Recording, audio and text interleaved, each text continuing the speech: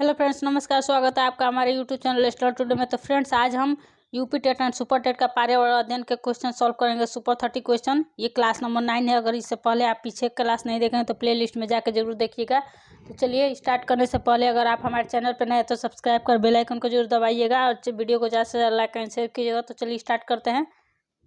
Question 1, इनमें से कौन सा जैव अपघट्य पदार्थ है? Option A plastic, option B polythene, option C सीसा या ऑप्शन डी इनमें से कोई नहीं। तो कौन सा ऑप्शन सही होगा? जैव अपघट्य पदार्थ पूछ रहा है, कौन सा है? तो ऑप्शन नंबर डी, इनमें से कोई नहीं। देखिए, जैव अपघट्य पदार्थ क्या होता है इसके बारे में जान लेते हैं। तो जैव अपघट्य पदार्थ वे पदार्थ होते हैं जो जैविक रूप से आसानी से नष्ट हो जाते हैं। ठीक है, उसे क्या कहते हैं? जैव अपघट्य। मतलब जो घुल के, सड़ के, गल के हमारे मिट्टी में मिल जाते हैं, उसे वो जैव पदार्थ कहलाते हैं। तो ये प्लास्टिक भी नहीं घुलेगा, शीशा भी नहीं घुलेगा और पॉलीथीन भी नहीं घुलेगा। तो ये तीनों हमारे जैव पदार्थ अपघट्य पदार्थ नहीं है। ठीक है, तो चलिए नेक्स्ट क्वेश्चन देखते हैं। अगला क्वेश्चन है, कह रहा है कि डचिगम राष्ट्रीय उद्यान है। ऑप्शन ए हिमाचल प्रदेश में, ऑप्शन बी जम्मू कश्मीर में, एंड ऑप्शन सी तमिलनाडु में, एंड ऑप्शन डी सिक्किम में। तो कौन सा ऑप्शन सही होगा? डचिगम राष्ट्रीय उद्यान कहाँ है? कौन सा ऑप्शन सही होगा? Option number B Jammu and Kashmir में। देखिए, डचिगम जो राष्ट्रीय उद्यान है ये तो जम्मू कश्मीर में के श्रीनगर में स्थित है। ठीक है, जिले में स्थित है। और इसकी स्थापना कब हुई थी? तो इसकी स्थापना 1981 में हुई थी। ठीक है, याद रखिएगा, 1981 में डचिगम राष्ट्रीय उद्यान की स्थापना हुई थी। कहाँ? तो जम्मू कश्मीर के श्रीनगर जिले में। ठीक है, चलिए नेक्स्ट क्वेश्चन देखते हैं। अगला क्वेश्चन है, चिपको आंदोलन के प्रणेता कौन है? Option A Kiran Bedi, option B Sundarlal Bahuguna, option C Megha Patekar या ऑप्शन डी इनमें से कोई नहीं। तो कौन सा ऑप्शन सही हो जाएगा? चिपको आंदोलन, तो सुंदरलाल बहुगुणा, बी नंबर। और इसकी शुरुआत कब हुई थी? तो इसकी शुरुआत 1973 में, डेट भी याद रखिएगा। और ये किस लिए ये आंदोलन चलाया गया था? तो ये वृक्ष को, पर्यावरण को बचाने के लिए इस आंदोलन को चलाया गया था। ठीक है, चलिए नेक्स्ट क्वेश्चन देखते हैं। प्रोजेक्ट टाइगर कब लागू हुआ था? ऑप्शन ए 2011 में, ऑप्शन बी 1970 में, ऑप्शन सी 1973 में या ऑप्शन डी 2007 में। तो कौन सा ऑप्शन सही हो जाएगा? प्रोजेक्ट टाइगर कब लागू किया गया था? तो ऑप्शन नंबर सी। कब किया गया था? तो 1 अप्रैल 1973 में हमारा क्या हुआ था? तो प्रोजेक्ट टाइगर लागू हुआ था। और ये क्यों किया गया था? तो ये भारत सरकार द्वारा टाइगरों का मतलब संख्या बढ़ाने के लिए, उन्हें संरक्षित करने के लिए क्या किया गया था? तो प्रोजेक्ट टाइगर की शुरुआत की गई थी। इस प्रोजेक्ट की शुरुआत Jim Corbett national park Uttarakhand से की गई थी। ये भी क्वेश्चन याद रखिएगा। कहाँ से? तो Jim Corbett national park Uttarakhand से इसकी शुरुआत हुई थी। किसकी? तो प्रोजेक्ट टाइगर के। ठीक है, अगला क्वेश्चन देखते हैं। समुद्र का कितना प्रतिशत जल पीने योग्य है? Option A 97.2%, option B 2.15%, option 3 0.65% या ऑप्शन डी 0.0%। तो कौन सा ऑप्शन सही हो जाए? कह रहा है कि समुद्र का पानी कितना परसेंट पीने योग्य है? तो ऑप्शन नंबर सी 0.65% जो जल है समुद्र का वो पीने लायक है। क्योंकि जल में देखिए अधिकांश मात्रा में क्या है? समुद्र के क्षारकता के का पीने योग्य नहीं होता है। केवल 0.65% ही उसमें पीने योग्य जल पाया जाता है। ठीक है, याद रखिएगा। चलिए अगला क्वेश्चन देखते हैं। कह रहा है कि BOD5 क्या है? तो option 1 biochemical oxygen demand in 5 hours, option B biochemical oxygen demand in 5 days, option C biochemical oxygen demand in 5 month या option D biochemical oxygen demand in 5 minute. तो इसका अर्थ क्या होगा? कौन सा ऑप्शन सही हो जाएगा? तो option number B biochemical oxygen demand in 5 days. ठीक है, यह क्या है? एक मापन है जिससे क्या होता है? जल या वायु में ऑक्सीजन की मात्रा को क्या किया जाता है? मापा जाता है। ठीक है, और BOD जो 5 दिन में ही क्या होता है? जैविक ऑक्सीजन के भाग में भाग की क्या है, एक इकाई है, ठीक है। तो ये एक मापन है, याद रखिएगा। चलिए नेक्स्ट क्वेश्चन देखते हैं। अगला क्वेश्चन क्या है, हरित गृह प्रभाव के द्वारा पृथ्वी पर कौन सा रेडिएशन होता है? Option A UV radiation, option B gamma radiation, option C X किरणें रेडिएशन, या ऑप्शन डी इंफ्रारेड रेडिएशन। तो कौन सा ऑप्शन सही हो जाएगा?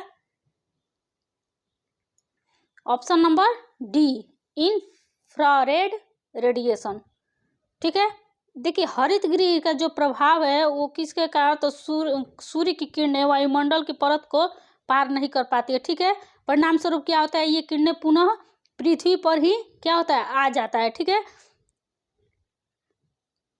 चलिए जिसकी वजह से क्या होता है, इस प्रकार पृथ्वी पर क्या होता है, ये औरक्त किरणें जैसा व्यवहार करती है, इसीलिए पृथ्वी पर इंफ्रारेड रेडिएशन की क्या होती है, वृद्धि होती है, ठीक है, याद रखिएगा। चलिए अगला क्वेश्चन देखते हैं।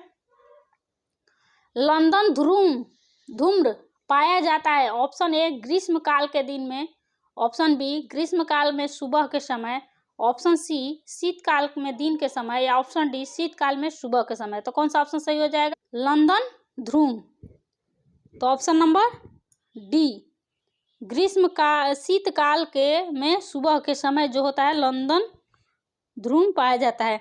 देखिए शीतकालीन मौसम में सुबह जब कोहरे जैसा दिखता है, सुबह को देखे होंगे कि आप कोहरे जैसा मौसम होता है, दिखने लगता है, दिखने वाला जो वायु प्रदूषण होता है वो लंदन ध्रुव कहलाता है, ठीक है।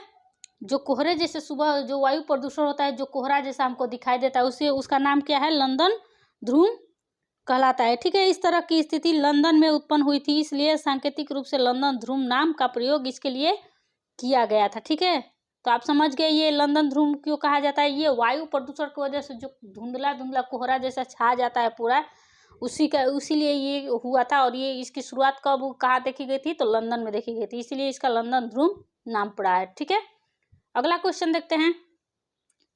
नेक्स्ट क्वेश्चन है, कह रहा है कि हवा का एक तीव्र भंवर जो तापमंडल में बनता है और अंटार्कटिका के ऊपर छाया रहता है, कहा जाता है? ऑप्शन ए ध्रुवीय समतापीय मंडल बादल, ध्रुवीय बवंडर, ऑप्शन सी ए और बी दोनों, या ऑप्शन डी उपरोक्त में से कोई नहीं। तो कौन सा ऑप्शन सही हो जाएगा? ऑप्शन नंबर बी ध्रुवीय बवंडर। अगला क्वेश्चन देखते हैं। भोपाल गैस त्रासदी निम्न में से किसके कारण हुई थी? तो option A methane, option B phosgene, option C methane isocyanate, option D methine amine. तो कौन सा ऑप्शन सही हो जाएगा? Option number C methane isocyanate. देखिए जो भोपाल में जो गैस त्रासदी हुआ था, कब हुआ था? तो 1984 में, डेट भी याद रखिएगा, ठीक है। 1984 में ये घटना घटी थी। यह घटना पेस्टिसाइड कंपनी में MIC मिथाइल आइसोसाइनेट गैस के रिसाव के कारण हुई थी, और ये बहुत लोगों को क्या क्या पहुंचाया था, हानि पहुंचाया था। इससे जो विषैली गैसें निकली तो उससे हजारों लोग मरे थे और ग्रसित हुए थे इससे, ठीक है, तो याद रखिएगा। चलिए नेक्स्ट क्वेश्चन देखते हैं। श्वेत फेफड़ा कैंसर होता है? ऑप्शन ए एस्बेस्टस से, ऑप्शन बी पेपर से, ऑप्शन सी टेक्सटाइल से, या ऑप्शन डी सिलिका से। तो कौन सा ऑप्शन सही हो जाएगा? श्वेत फेफड़ा कैंसर होता है, किससे होता है?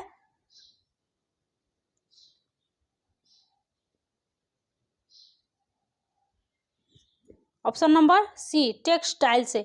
देखिए जो टेक्सटाइल कंपनी में जितने भी मजदूर लोग, कर्मचारी लोग काम करते हैं, वो उन लोग के फेफड़ों में ये रोग पाया जाता है। क्यों? क्योंकि जो छोटे छोटे कण होते हैं फेफड़ों में, रुई के छोटे छोटे जो कण होते हैं, सांस के द्वारा क्या होते हैं, हवा के द्वारा वो हमारे शरीर, उन लोगों के शरीर में क्या होते हैं, अंदर घुस जाता है, जिससे कण सांस के जमा हो जाता है। ऐसे में श्वेत फेफड़ा कैंसर होने का ज़्यादा से ज़्यादा डर रहता है, ठीक है। तो चलिए नेक्स्ट क्वेश्चन देखते हैं। अगला क्वेश्चन है, निम्न में से किस गैस के गहन संलग्नता हीमोग्लोबिन से होती है? ऑप्शन देखते हैं इसका। Option A CO, option B NO, option C O2 and option D CO2। तो कौन सा ऑप्शन सही हो जाएगा? Option number A carbon monoxide CO में ऑक्सीजन O2 में ज्यादा हीमोग्लोबिन से बंध बनाने की क्या होती है, क्षमता होती है। चलिए नेक्स्ट क्वेश्चन देखते हैं। कह रहा है कि इतिहास में पहली परमाणु दुर्घटना हुई थी। ऑप्शन ए 16 अगस्त 1945 को, ऑप्शन बी 26 अगस्त 1945 को, ऑप्शन सी 6 अगस्त 1945 को, या ऑप्शन डी 8 अगस्त 1945 को। तो कौन सा ऑप्शन सही हो जाएगा? ऑप्शन नंबर सी 6 अगस्त 1945 को। देखिए, इतिहास में सबसे पहली परमाणु दुर्घटना कब घटी थी? तो ये द्वितीय विश्व युद्ध के दौरान हुई थी। कब? तो 6 अगस्त 1945 को। अमेरिका ने किस पे फेंका था? तो जापान के शहर हिरोशिमा पर यह परमाणु बम गिराया था। ठीक है, याद रखिएगा। अगला क्वेश्चन देखते हैं। सुप्रीम कोर्ट ने पर्यावरण और वन मंत्रालय को कब यह आदेश दिया कि ताजमहल के क्षेत्र में हरित क्षेत्र विकसित किया जाए? Option A 2004, option B 1994, option C 1984, या इनमें से कोई नहीं। तो कौन सा ऑप्शन सही हो जाएगा? ऑप्शन नंबर बी 1994 में सुप्रीम कोर्ट ने पर्यावरण और वन मंत्रालय को ये आदेश दे दिया था कि उसमें क्या हो, ताजमहल के आसपास हरित क्षेत्र क्या किया जाए? विकसित किया जाए। क्योंकि जो ताजमहल के आसपास क्षेत्र में औद्योगिकरण के बढ़ने के कारण जो वायु थी वो क्या हो थी? बहुत ही अम्लीय, प्रदूषित हो गई थी, और अम्लीय वर्षा के परिणाम स्वरूप ताजमहल पर क्या होने लगता था? तो हल्का हल्का पीला धब्बा पड़ने लगता था, उसकी दीवारें विपरीत प्रभाव पड़ने लगी थी। इसे देखते हुए 1994 में सरकार ने यह फैसला लिया कि वहाँ हरित क्षेत्र विकसित करने का बढ़ावा दिया जाए। ठीक है, चलिए अगला क्वेश्चन देखते हैं।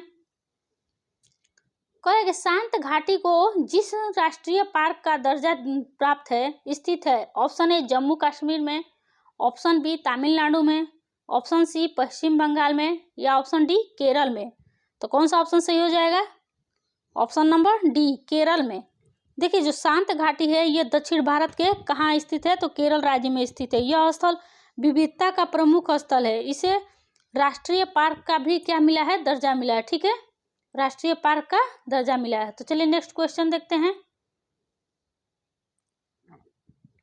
अगला क्वेश्चन है, कणिकीय प्रदूषण को समाप्त करने के लिए निम्न में से किस युक्ति का प्रयोग किया जाता है? ऑप्शन ए ग्रेविटी सेंट्रलिज chamber, option B cyclone collector, option C fabric filter, या ऑप्शन डी उपरोक्त सभी। तो कौन सा ऑप्शन सही हो जाएगा? ऑप्शन नंबर डी उपरोक्त सभी। देखिए, जो कणिकीय प्रदूषण को समाप्त करने के लिए क्या किया गया है? तो ग्रेविटिंग स्टेलिंग और chamber, cyclone collecting, fabric filter, scrubber आदि मशीनों का क्या किया गया था? विकास किया गया था। किस लिए? तो कणिकीय प्रदूषण को समाप्त करने के लिए। ठीक है, चलिए नेक्स्ट क्वेश्चन देखते हैं। ध्वनि प्रदूषण नियंत्रण एवं रोकथाम नियम 2001 निर्देशित करता है? ऑप्शन ए पटाखों के कारण ध्वनि प्रदूषण, ऑप्शन बी लाउड स्पीकर के कारण ध्वनि प्रदूषण, ऑप्शन सी किसी सभा में तीव्र ध्वनि के स्पीकर का प्रयोग, एंड ऑप्शन डी बी और सी। तो कौन सा ऑप्शन सही हो जाएगा? Option number D B and C, ये दोनों ऑप्शन हमारे क्या हो जाएंगे? सही हो जाएंगे। जो ध्वनि प्रदूषण है इसका रोकथाम कैसे किया जा सकता है? तो लाउड स्पीकर के कारण भी ध्वनि प्रदूषण होता था, और किसी सभा में बहुत तीव्र ध्वनि में स्पीकर का प्रयोग, गाना बजाना, भाषण देना, ये सब भी क्या किया था? तो ध्वनि का प्रदूषण का कारण था। ठीक है, जिसका रोकथाम कब नियम लागू किया गया था? तो 2001 में। चलिए नेक्स्ट क्वेश्चन देखते हैं। अगला क्वेश्चन है, पौधे और जंतु की संकटग्रस्त प्रजातियों को प्रदर्शित करने के लिए IUCN ने निम्न पुस्तक तैयार की? ऑप्शन ए श्वेता data book, option B red data book, option C नील डाटा बुक, या इनमें से कोई नहीं। तो कौन सा ऑप्शन सही हो जाएगा?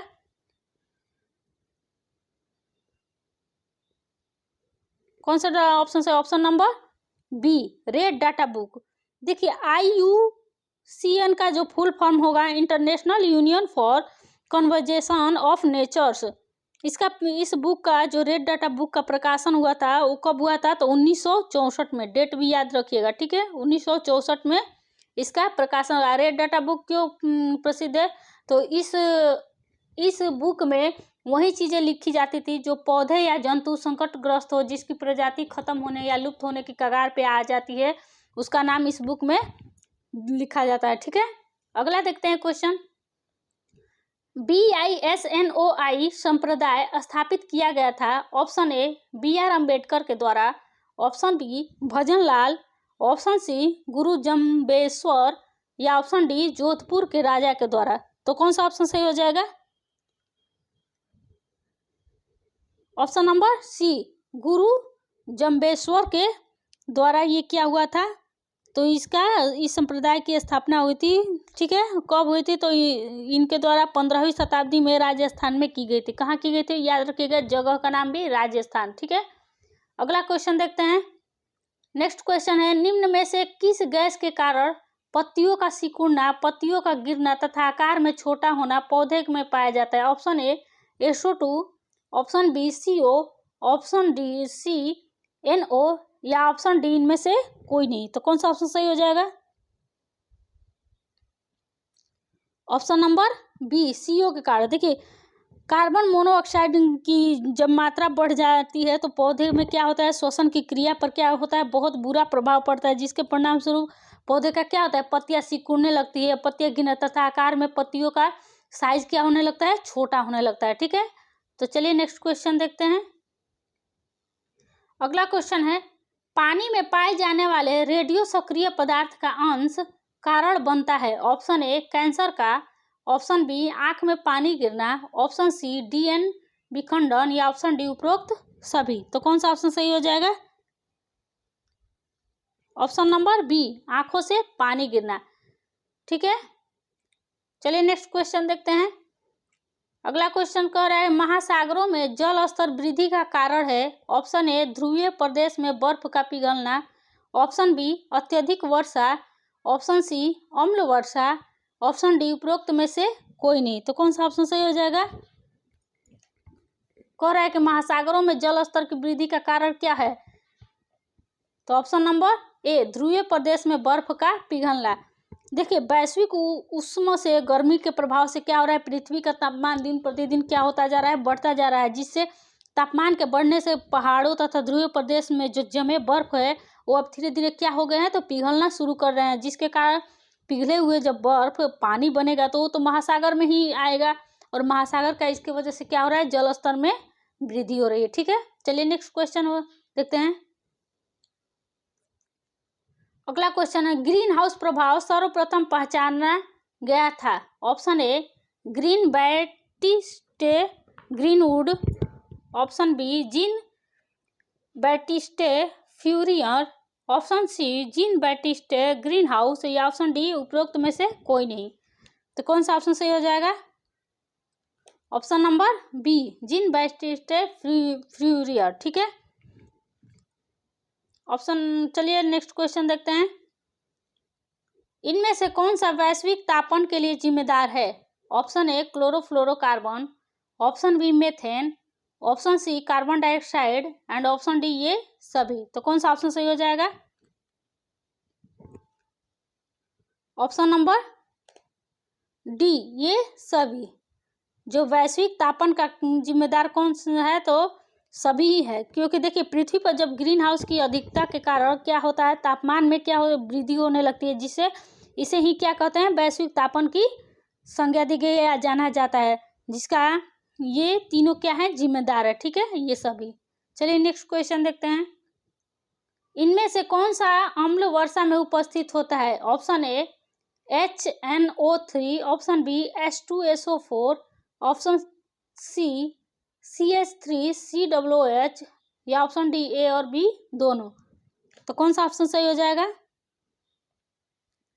ऑप्शन नंबर डी, ए और बी ये दोनों हो जाएंगे, ठीक है, जो अम्लीय वर्षा में उपस्थित होते हैं। चलिए अगला क्वेश्चन देखते हैं। निम्न में से किस स्तर से नीचे जाने पर ओजोन परत में छिद्र की संज्ञा दी गई है?